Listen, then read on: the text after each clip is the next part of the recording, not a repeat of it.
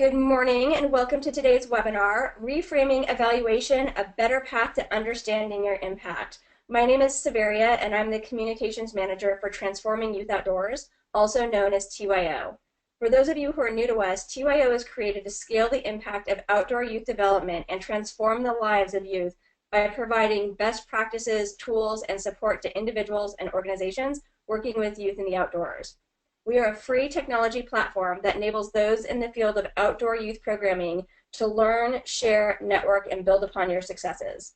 Membership to TYO is free, and you can sign up at mytyo.org. Our webinar series is just one of the many ways that TYO connects you to experts and valuable learning opportunities. Today, it is my pleasure to welcome Kelly Keena and Corrie Colvin-Williams from Blue Lotus Consulting and Evaluation. Kelly and Corrie specialize in supporting organizations in understanding their impact through consulting, training, and conducting evaluation.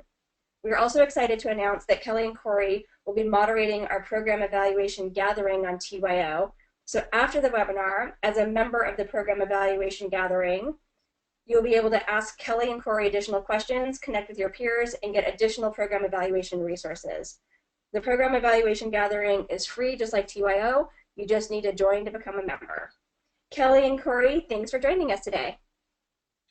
Great, thank you, Severia. Good morning, everybody, or afternoon, depending on where you are.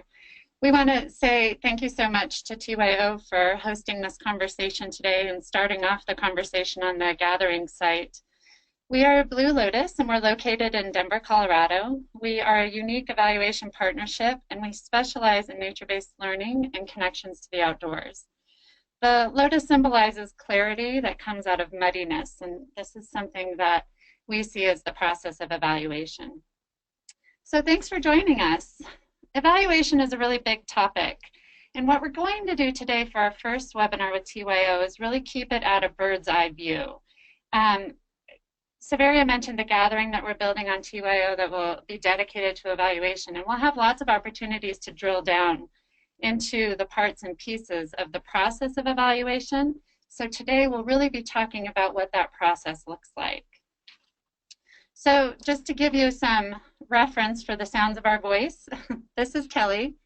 I am a 20-year veteran of non-formal and classroom education, and for all of those years my work has centered around youth in the outdoors and nature-based learning.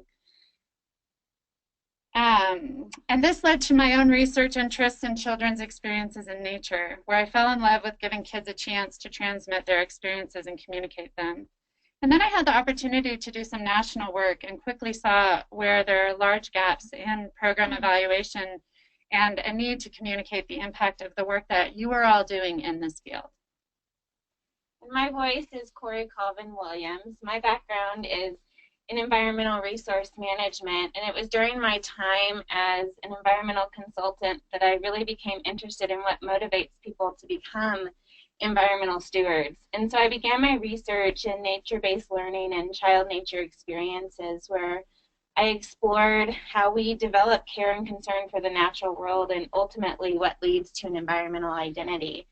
But it was during my work in non-formal education settings that really led me to understand the need for sound evaluation in these settings to bridge research and practice in a way that effectively marries what's happening within academic research and evaluation in the field. So Corrie and I are not passionate about writing reports, but what we are passionate about is telling the stories of this work and communicating the value and the impact. So the goals for today's webinar.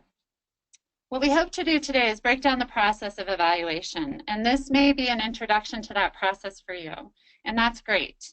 And even for the veterans, hopefully we'll give you some new insights into the process as we see it as this iterative cycle. We hope to help you talk about evaluation and how it supports how you talk about what you do with confidence based on evidence.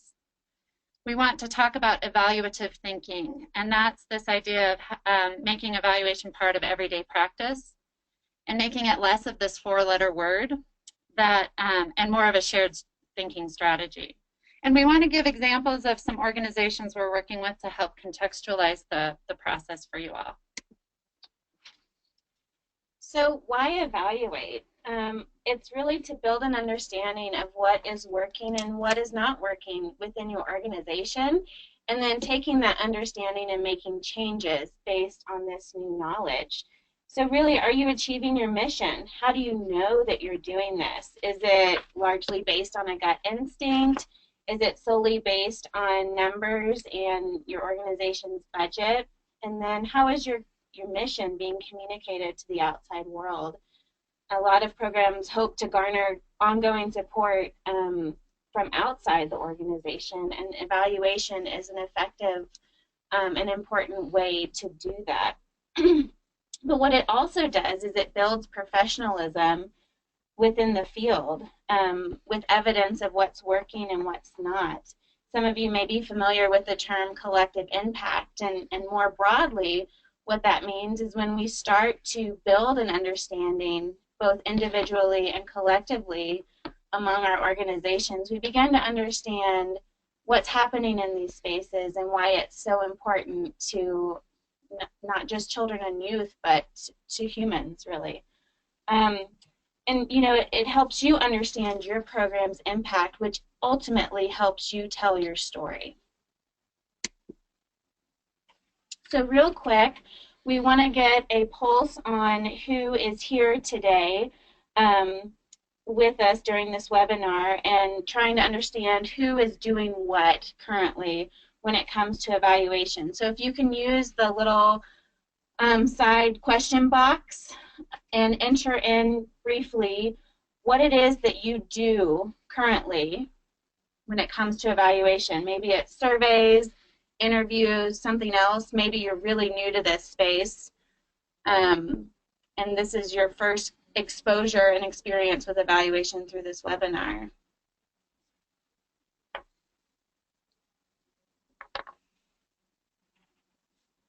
Okay, we've got some people doing participant surveys, which is typically what we pre and post surveys, interviews. Great. Okay. Great. There's some good examples coming in. Thank you for that.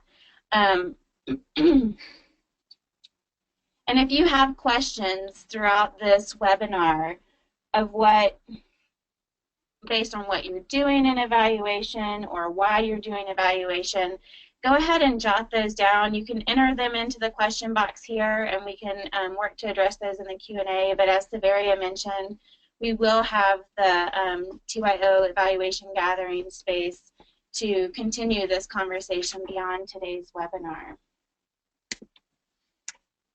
Great. So what Corrie and I'd like to do is talk about some of the questions and the things that we observe when we start working with clients who come to us for evaluation services.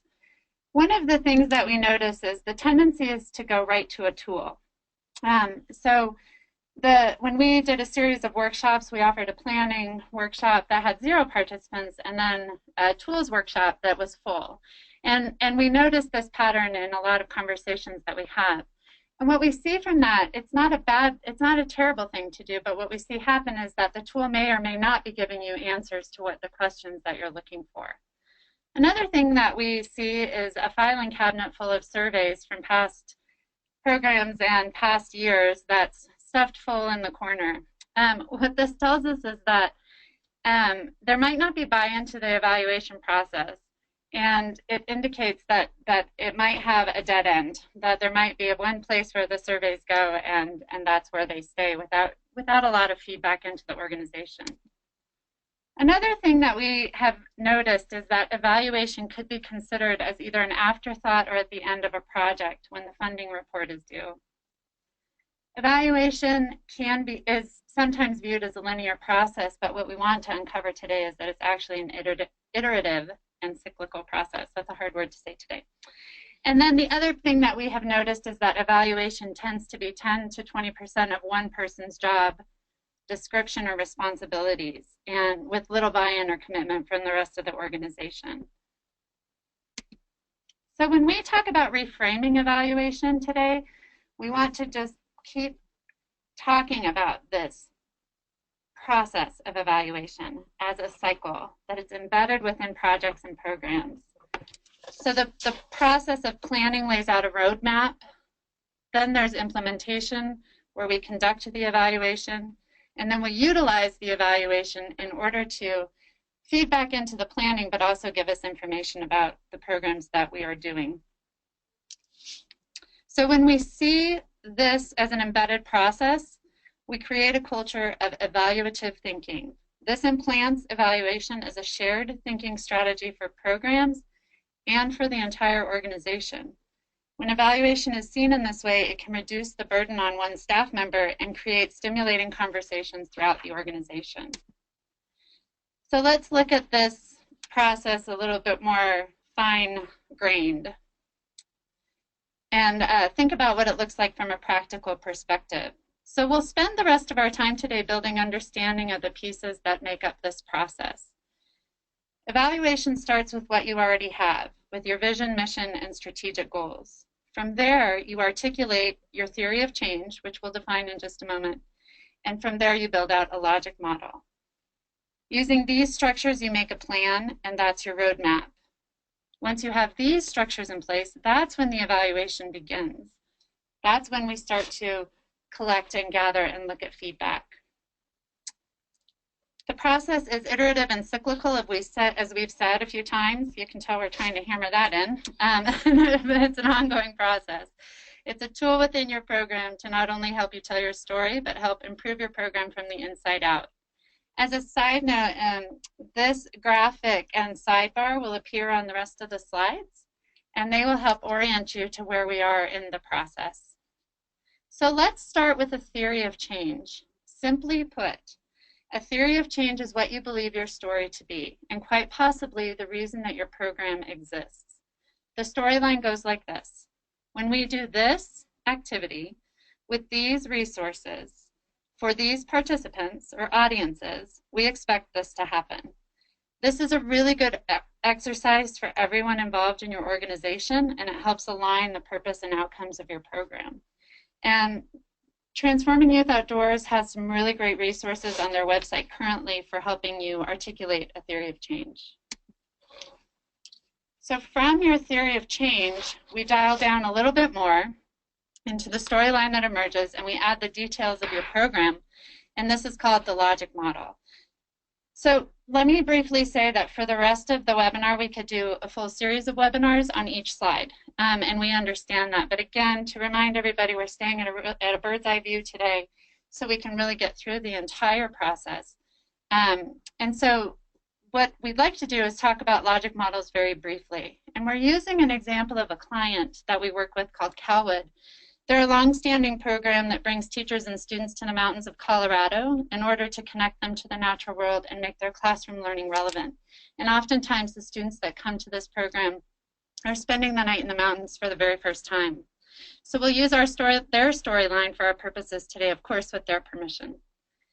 So briefly, the logic model is a way of organizing your program structure. Again, go back to the storyline. When we do this, these actions, with these resources, or what we call inputs, for these audiences or participants, then these are the intended outcomes. And we typically look at short-term outcomes and long-term outcomes. Short-term being 3 months out from the program that you can see these results. There's usually mid-term results, and then long-term being years out. So what this can do is really boil down to an if-then statement, and that helps us when we're talking about evaluation. Please note, this is important, a logic model is not static. So a logic model is simply a graphic organizer that helps you bend and shift as you learn about your organization. It is a touchstone though, so keep it handy, refer to it often, not as scripture, but as guidance. So one of the ways that it might bend and flex is if there's an audience you're reaching that wasn't listed, or if there's an outcome that you can identify that wasn't originally intended by the program. If there is an activity that's not generating the outcomes that you want, can you free up resources by eliminating that activity? Again, it's going to be a fluid model that works as a touchstone. So now that you've mapped out your program, what's next? You need a plan. And ultimately, that plan is dictated by the big question. What do you want to know? Where do you start? What are your priorities to understand about what's working and what's not working within your organization? And being very intentional about what you want to know. We often work with organizations who have a really big question, and we help them break those down into more tangible, doable, feasible questions for an evaluation cycle that can be evaluated within a shorter period of time that get to that bigger picture question. And this comes back to your theory of change and your mission. And as you are thinking about what that big question is, you also need to keep in mind what your evaluation capacity is. What is doable? What is feasible?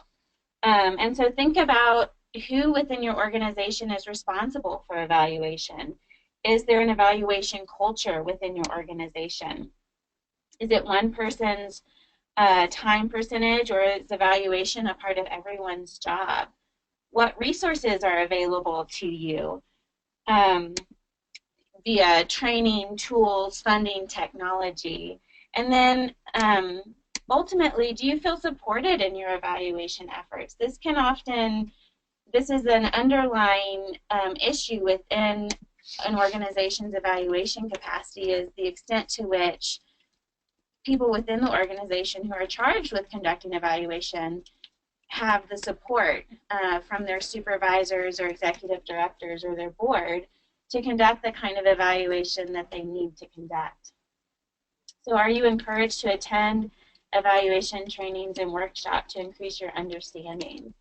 And as Kelly has mentioned before, we've used the term evaluative thinking, which embodies the idea that evaluation is a part of everything you do. So you really are engaging in an evaluative mindset. And then when this is done at an organizational level, it's even more powerful, compelling, and engaging for everyone. When you engage in this concept of evaluative thinking, you begin to build an organizational culture of evaluation. And then a final thing for you to keep in the back of your mind as you're planning, and maybe may seem a little bit premature at this point, is to think about how you want to communicate your findings. And we have final report in quotation marks here because we believe this to be iterative and cyclical, and your report should inform your next evaluation cycle. So there's really no true final report. We discourage evaluation reports living on a shelf and nothing happening with it. It really should be something that is informative. So in thinking about what that final report is going to look like, think about who your audience is. Who wants to hear about your findings? Who are your key stakeholders? Be it board, funders. Is this report for internal purposes only, or is it for external? Are you going to share it with your participants or parents or community at large? And then that will help you understand what format the report and findings should be in to help support those specific audiences or the person presenting those findings, be it your executive director, development director, or even your instructors who are trying to get buy-in from the community to participate in your program or support it. And then also to consider what your reporting timeline is. This may be an evaluation cycle, maybe 1 year, it may be 1 season, maybe it's in line with a lot of the grant funding sources. So keeping that in mind as you move forward and thinking about what you want your final report to look like. So going back to the example that we're using today with Calwood, for context, what we did is we really had a long discussion about what their burning question was, what they really wanted to know. So in this case, the question they were most interested in understanding was, what are the students experiencing when they're on the 3-day, 2-night outdoor program? And if students come to this program and do these activities, specifically, do the short-term outcomes happen? So this helped to narrow the focus for this particular evaluation cycle, which was 1 season, to the students and their particular experience. And in the history of the program, they hadn't ever gone directly to the students. They had always gotten to the teachers for their impressions of the students' experiences. So this was really exciting. The capacity of the organization, though, was somewhat limited. So it was important to look at what was already in existence and build from there. And they knew their reporting was for existing and future fundings to build the capacity for the program as a whole. And so the development director was engaged in this conversation and in this process, knowing what type of sections she was going to hope for in the evaluation report that then she could use into put into the funding reports or the grants. So this, again, this evaluation plan is your roadmap. Now that we have a question, now that we know what we want to investigate and we've narrowed down into something that's manageable, how do we talk about tools and metrics? So again, as I said earlier, the tools and metrics are typically seen as the very first thing that people go to, when really they're nested within the whole process of evaluation. So when we talk about tools and metrics, remember your question is your guide, and it helps shape your approach to gathering feedback and conducting evaluation.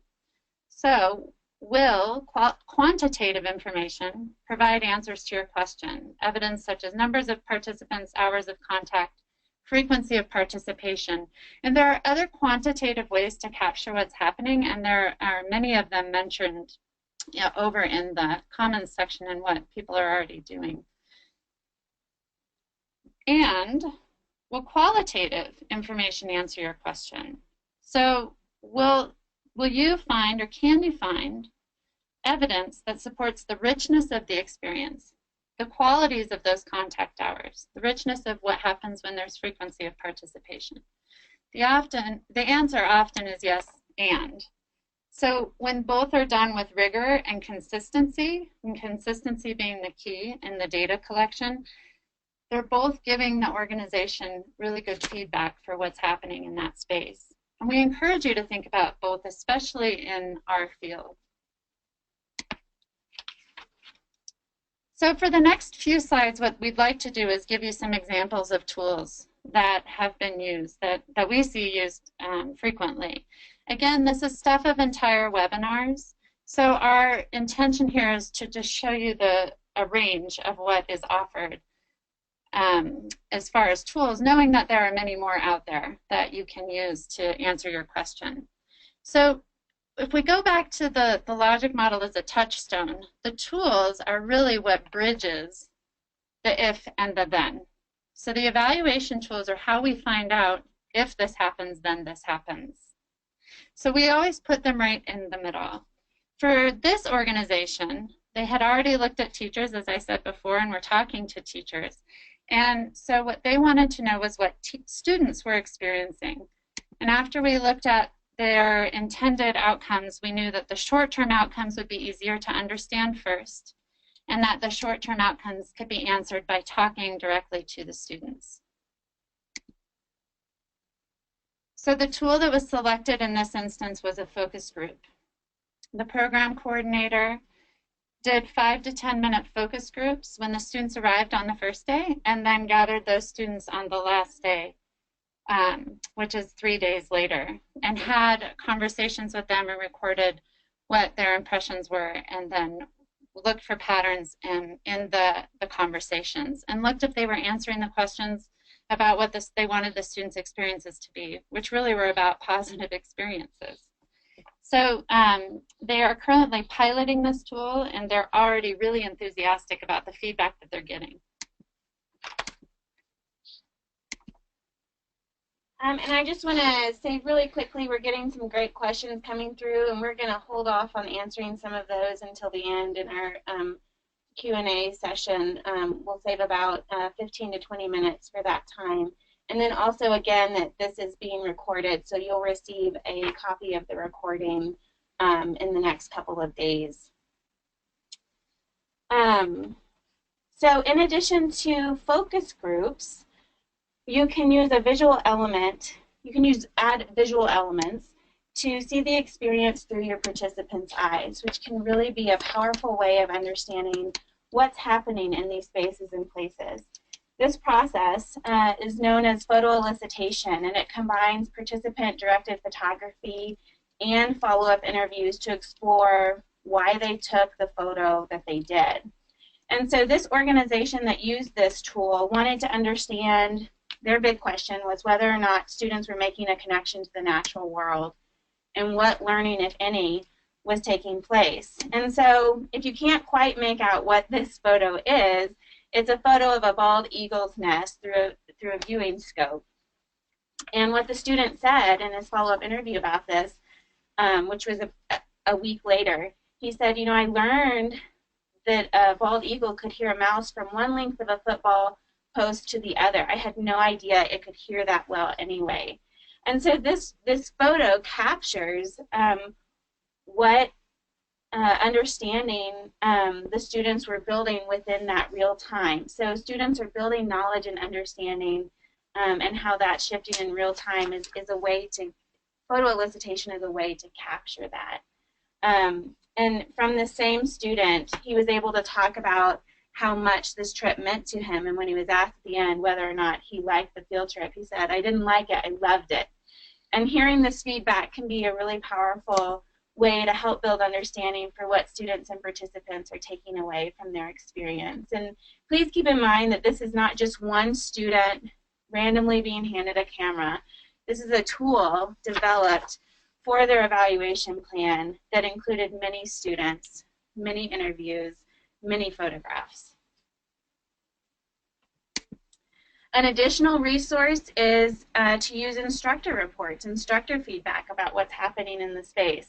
Don't forget your instructors. They are in the field, boots on the ground, experiencing the program alongside participants for better or for worse. But this is really your best source of participant observation.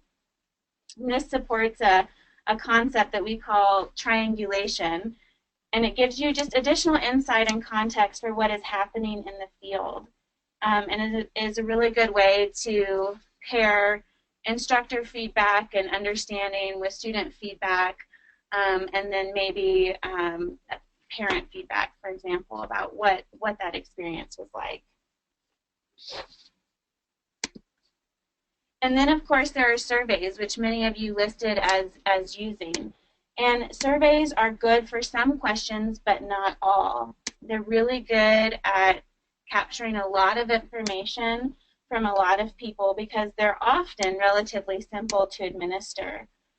But when choosing surveys as a tool, we really encourage you to think about when and how you're going to deliver the survey. Is it going to be online or is it going to be pen and paper? Who's the audience for the survey? Is it your students, teachers, parents? And what are they answering questions about? A survey for a student, especially when we're talking about children or youth, will look different from one you give to teachers, which will look different from one you send to parents, which may seem obvious. But a well-designed survey will get at what you want to know as long as you are intentional about the questions you're asking and whether or not they relate back to that big overall question that you want to understand. And we often typically see surveys that aim for customer satisfaction. So how are the sleeping arrangements? How was the food? Would you recommend this to a friend? And sometimes the temptation is to turn these responses into something they're not, a reflection of participant outcomes and lasting impact. But surveys can also get at learning and transformation. You know, for example, using open-ended response questions like, I know more about the average person, I know more than the average person about, I used to think, but now I think. And these types of questions can get beyond that customer satisfaction piece. And for those of you who are thinking survey is the best tool for you guys because of your evaluation capacity, there's no need to go out and reinvent the wheel. There are a lot of great surveys that have been developed for specific audiences, especially within this field. These surveys are validated and intended to capture participant experience, often through attitude, behavior, and even identity. And one of our goals with Blue Lotus in the organizations with whom we work is to connect research and practice, and open access to these existing resources that, quite frankly, often go to die in academic journal archives. So we encourage you to think outside the box and look in places that you may not have looked before to find a survey that can really support the question you're trying to answer. And then, of course, there's data collection. So we've been talking about tools and metrics, and data collection is embedded within all of those pieces. But remember your capacity. All of these are good ways to collect data, but you have to keep in mind what is doable and feasible for you and your organization, and keep in mind what question is most suitable to your context and what will work best to help you answer your question.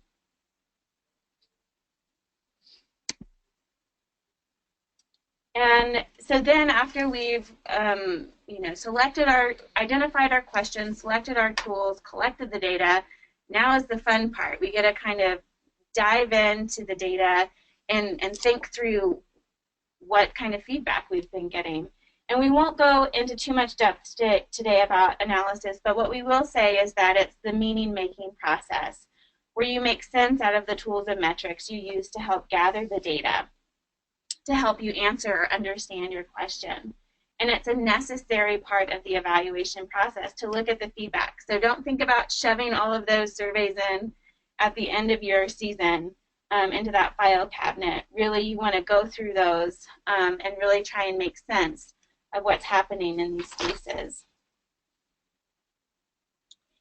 And we don't want you to be discouraged if the feedback is not aligned with your mission or your goals or your theory of change. This is still important feedback, and you shouldn't view it as failure, but as an opportunity for growth and learning.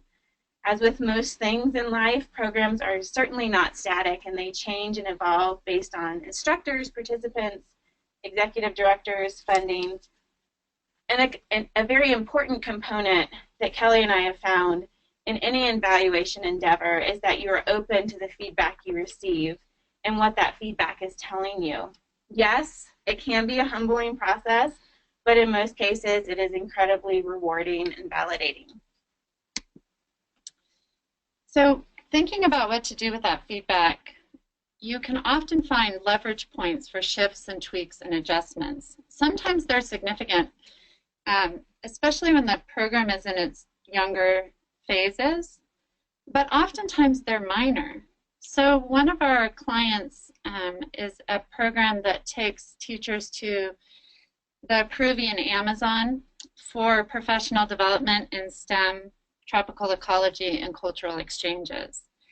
And one of the findings that came from some retrospective interviews done with people who'd been on the trip in the last 5 years was that they had left with more misconceptions of the culture than when they arrived. And that was definitely rattling to the organization, because one of their main intentions was to create cultural connections and to create more meaningful understandings of the Peruvians living along the Amazon River.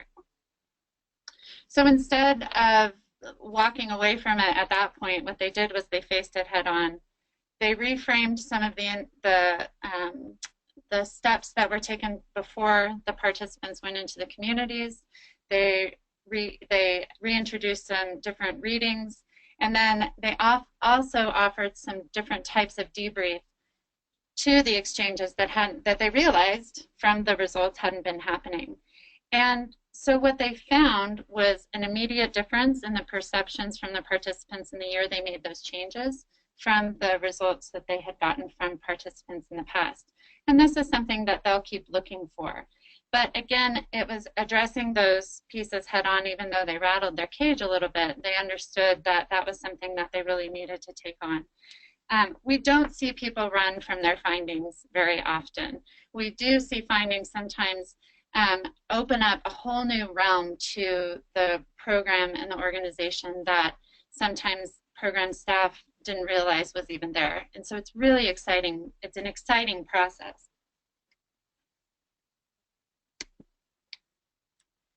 Okay, and as we move towards wrapping up our presentation and the information we have to share here, we wanted to share with you some additional resources that are available to you online that can either help you get started with evaluation or help you continue to move forward in a very thoughtful and intentional way.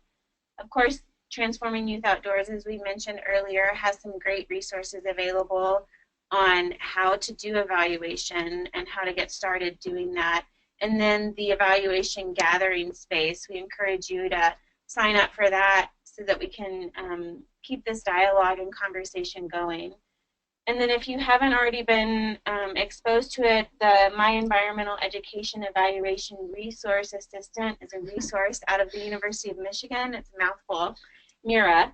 But it's a really great tool for organizations who are doing work with nature-based learning, environmental education, outdoor recreation, and has some really good tools and strategies for how to move forward doing that. BetterEvaluation.org is a great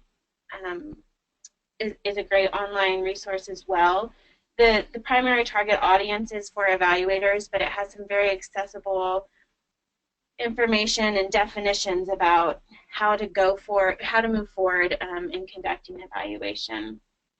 And then the Place-Based Education Evaluation Collaborative, which is based in the Northeast, they're really an open source resource for people looking to do evaluation, and they post tools that they've used, they post executive summaries, report findings, academic articles. So it's a great resource to go to if you are looking for new tools or the findings that came from specific tools. And lastly, just please know that we are also a resource for you. We have some resources available on our website, and we plan to host a spring series of workshops on the topics that we've discussed here. So if you're based in Colorado, that would be a great opportunity to meet face-to-face and talk through these concepts and ideas in a bit more depth. And we'll be moderating the TYO gathering space. So our contact information is listed here. Please feel free to reach out to us. And thank you so much. Awesome. Kelly and Corey, thank you guys so much. We're going to get to questions, but just so everyone on the call knows, as they mentioned, as Kelly and Corey mentioned, we will have the gathering. So if for some reason we don't get to everybody's questions here, or we get the webinar and you go, oh, I wish I had asked this, please visit TYO and join that program evaluation gathering. It's open to all members on TYO to continue the conversation and ask questions there. We will also, in a follow-up email to this webinar, you will get a link to the recording, as well as it will include these links, their website and email as well. So if you're trying to type it furiously or write it down, don't worry, we will follow up with that. And the presentation will also be available on TYO as well. So if there's any slides that you want to go back and look at, or that you may have missed, or want to spend more time with, you'll be able to do that at your own time as well. And those resources will be able to be found on TYO and in the evaluation. But on that note, I know that there's definitely some questions in here. And I know that we have some questions to get to. So we have some more time. We have about 20 minutes. So I would say let's get going on some of these questions, ladies. Okay, great. One question that came across was, we found that surveys with middle school students don't go well. I'm not sure why, but they like to rate themselves in the highest category for the pre-survey, and so results post-survey can actually decline. Is this something you have found with middle school students? They don't seem to take them seriously. Is there a better tool to use with these students? Absolutely. One thing that we often find with surveys and with young people, even with adults really, is that culturally the pen and paper resonates with us as a test. And so we often shut down. We can, students especially get into this mode of providing the feedback that they think that you want to hear, so that it reflects positively on them. And so when you take that element away and you really try and capture it through the student's voice, through their own experience, you eliminate those closed-ended questions, those canned responses, and you're really getting to an understanding of what's happening in that space. Another thing I'll say about surveys is that if you work with populations who are not native English speakers, surveys can often create a cultural or linguistic barrier if you don't have a bilingual person on staff or somebody who is culturally competent and able to make sure that it translates well. And so the tools that we introduced here, along with surveys that capture the experience through the participants' eyes, is a really great way to break down some of those cultural barriers and get at that understanding. So I hope that addressed that question. And I'll say too that with younger students, often just ask. And the beauty of the dawn of the digital age for us in this field, one that we resist a lot of force from, is that there's a lot of digital recording devices in our pockets. There's a fabulous app called rev.com, and we'll make sure to list all of these resources in the TYO gathering. Rev.com you have on your phone, on your smartphone. It doesn't go back to the flip phones. And you hit, you go into an interview with a student. First impressions, last impressions. It can be 2 to 3 minutes. You hit record and then you hit transcribe. It sends it to rev.com and they charge you 99 cents a minute for what they transcribe, and you get it back in a Word document. And so why is that important? One of the students I worked with one time said he felt like when he had to write down the words, his brain went faster than his hand, and he felt like the words were speed bumps. And I have really held on to that for a long time, because when we have a conversational quality with people about the experiences that they have, transformational experiences in our programs, when they can talk through that with somebody, we often get so much more from that participant than just when they are writing it down. Is that to say don't have them write it down? No, not at all. It's, again, it's an and piece. That and consider what your capacity is and what your leverage points are for where you could start playing with this. One of the organizations that we worked with was doing surveys, and they had a gut feeling that there was something else happening in their programs that wasn't in the survey. And their mission was to create joyful experiences. And joy is a difficult metric to find in a survey. And so what they did is they started using the photographs and interviewing kids about what the photos were and why they were meaningful. And it opened up a whole new understanding to their organization about what their programs were doing. So that was a great question, because we feel strongly that there's room for all of these tools in this process. Again, I will, one of the questions was, is there technology available to help us digitize the evaluation process? And the answer is yes. There are many, many ways that we can start moving away from the pen and paper, even if there are surveys. Google Forms is a product of Google Drive that you can create surveys, you can send them out, and when they come back, you can look at them as a spreadsheet, but you can also look at the analytics of them.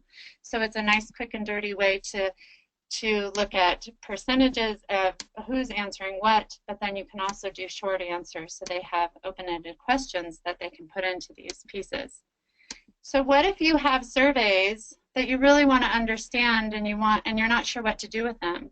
What if you have a volunteer that could put them into Google Forms and then have them populate a spreadsheet for you so that you can sit down with your team, and instead of worrying about flipping through the papers, you can really look at the document that Google Forms has created for you for free in a platform that many of us are already familiar with using. So again, we'll put these resources up on the TYO gathering under evaluation.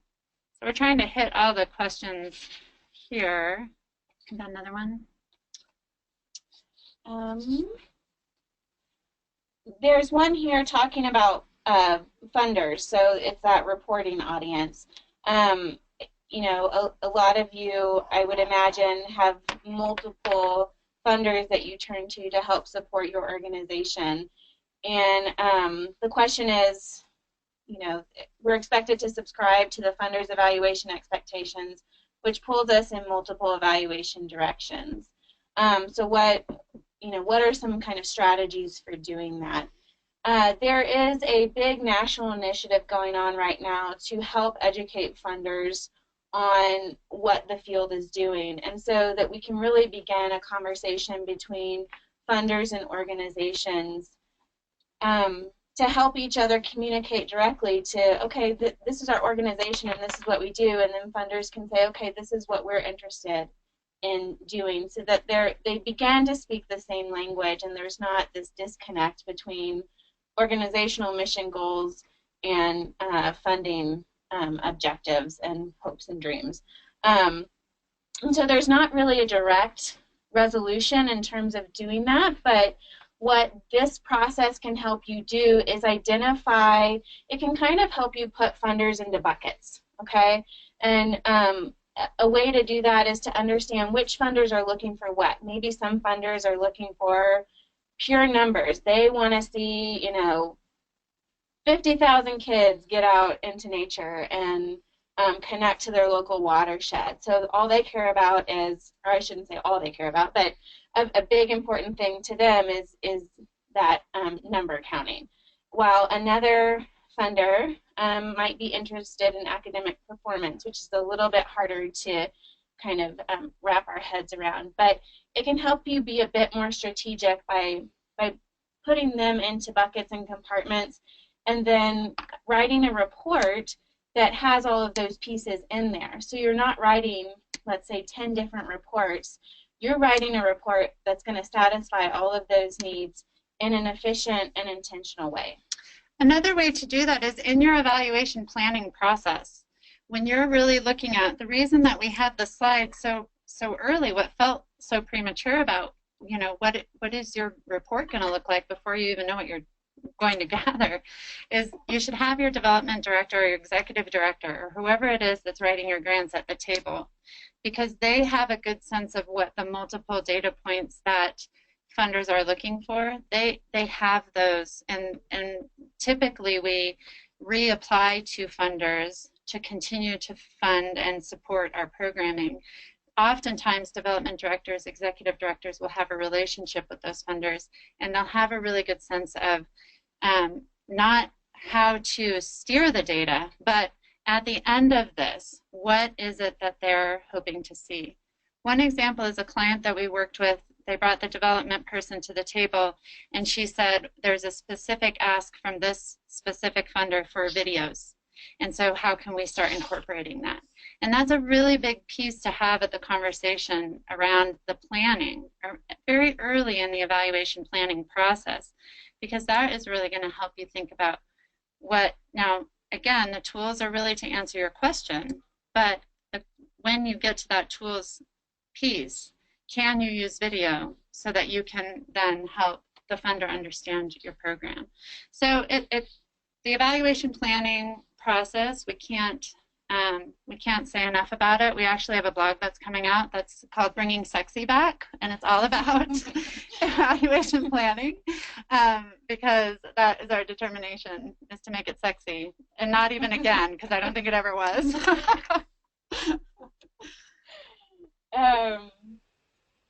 There's a few more questions here. These are really good questions. Thanks for providing these, everyone. Yeah, okay.